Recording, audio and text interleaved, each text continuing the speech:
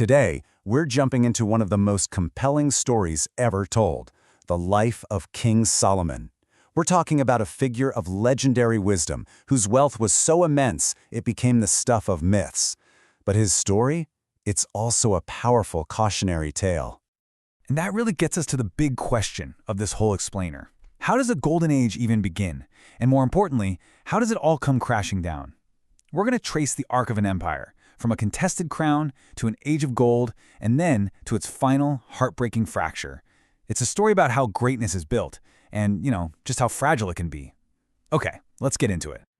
So, our story actually kicks off not with Solomon, but with his father, the great King David. But this isn't the mighty warrior David we know. He's old, he's frail, and his weakness has created this really dangerous power vacuum at the very top of the kingdom. And when a king is weak, well, that's when ambitious men start to get very bold ideas. And that power vacuum? It sets the stage perfectly for our first chapter, a high-stakes political showdown for the throne. With David fading, the question of who's going to rule next is about to just explode into the open. So right away, the kingdom just splits down the middle into two camps.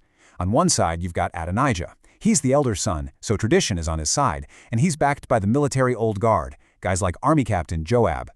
On the other side is the younger Solomon. He has the king's personal favor and the support of all the palace insiders, the prophet Nathan, the priest Zadok, and his very, very influential mother, Bathsheba. The battle lines are drawn. And Adonijah, he doesn't waste any time. He's not even waiting for David to die. He makes his move, declaring, "I will be king." He rounds up his supporters, gets a military escort ready, and throws this huge coronation feast. But look at that last point. He pointedly snubs his brother Solomon and his entire faction. This isn't just a party, folks. This is a coup in the making. While Solomon's camp just springs into action, the prophet Nathan comes up with this brilliant plan with Bathsheba. She's going to go to the dying king and remind him of a promise he made, an oath that Solomon, not Adonijah, was supposed to inherit the throne. It's a really smart political move, designed to force the king's hand before it's all over. And guess what? It totally works. Roused from his daze, David makes his command public and official.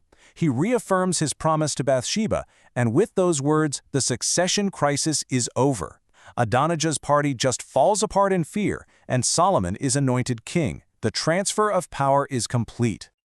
Okay, so his rivals are out of the picture, and Solomon's reign officially begins. But it's what happens in a dream that's going to define his entire legacy, shaping him from just another king into Solomon the Wise. So, get this. In a dream, God appears to Solomon and basically offers him anything he wants, a blank check. And Solomon's response is just incredible. He doesn't ask for a long life or tons of money or victory over his enemies. No, he asks for wisdom, an understanding heart to rule his people fairly. And this humility, it just pleases God so much that he grants him not only wisdom, but also all the riches and honor he never even asked for. Okay, but how do you actually prove you've got divine wisdom? You can't just announce it, you have to show it. And pretty soon, an impossible case lands in his court that's going to put this newfound gift to the ultimate test. And this story just perfectly shows his genius in action. You've got two women, one baby, and both are claiming to be the mother. There are no witnesses, a total deadlock. So Solomon comes up with this gruesome solution. Cut the child in half and give a piece to each of them. The false mother agrees. She says, "Let it be neither mine nor thine, but divide it." But the real mother cries out, begging the king to give the baby to the other woman, just as long as he lives. And right there, in that one instant, Solomon knows the truth. Her compassion reveals her love, and his reputation for wisdom just explodes across the land. All right, so his throne is secure, everyone knows he's brilliant, and now Solomon's kingdom enters this incredible era of peace and prosperity. We're talking about the golden age of Israel. The scale of his wealth is just mind-boggling. His annual income was 666 talents of gold. Now, a single talent was about 75 pounds. That means he was pulling in almost 50,000 pounds of gold every single year. Can you even imagine? His fame was so huge that dignitaries like the Queen of Sheba traveled from all over just to witness his wisdom and riches. And get this, silver became so common in Jerusalem it was considered to be like stones on the ground. Solomon wasn't just rich, he was a master builder, and his projects were about more than just showing off. His crown jewel, of course, was the magnificent temple in Jerusalem. But he also built this sprawling palace, set up a trading navy, and fortified cities all over his kingdom. Every single project was a statement of power and stability to the whole world. But right in the middle of all this success comes a very clear and direct message from God. The promise was incredible. If Solomon remained obedient, his dynasty would last forever. Simple. But the warning was just as stark. If he or his family turned away to other gods, the entire nation would be cut off, and that magnificent temple he just built would be cast aside. The terms couldn't be clearer. And here's where the story takes a tragic turn. The very things that symbolized Solomon's power, his wealth, his international fame, they ended up containing the seeds of his own downfall. His heart began to turn. It really all started with his political alliances. To seal treaties, Solomon took many foreign wives, but it just spiraled completely out of control. The final count is just staggering. 700 wives, who are princesses, and 300 concubines. I mean, wow. This was in direct violation of the law, which specifically warned that foreign wives would turn a king's heart to their gods. And you know what? That's exactly what happened. As Solomon got older, his devotion just fractured.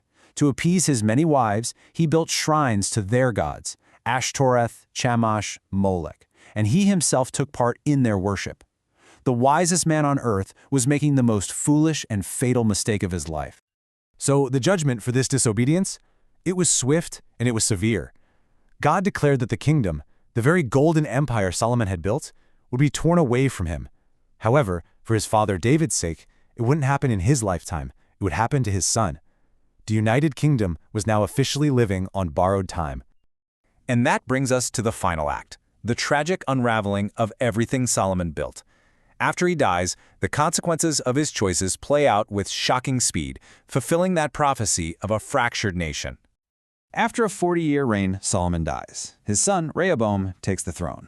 The people come to him with a pretty reasonable request: lighten the heavy burden of labor and taxes that Solomon had put on them. The old, wise counselors tell him to listen. But Rehoboam ignores them, and instead takes the arrogant advice of his young friends. And this one decision, it was a complete and utter disaster, leading directly to rebellion and the permanent split of the kingdom. These are the disastrous words Rehoboam actually says to the people. Instead of showing some grace, he promises to be even more oppressive than his father. The response is immediate. It's furious. 10 of the tribes renounce their loyalty to David's house, and the unified kingdom Solomon built is shattered forever. And that leaves us with one last question to think about. Solomon's story is this powerful look at how wisdom can sour into foolishness and how personal failings can have massive national consequences. It really forces us to ask, what is the true cost of unchecked power? And is any golden age, no matter how magnificent, truly built to last?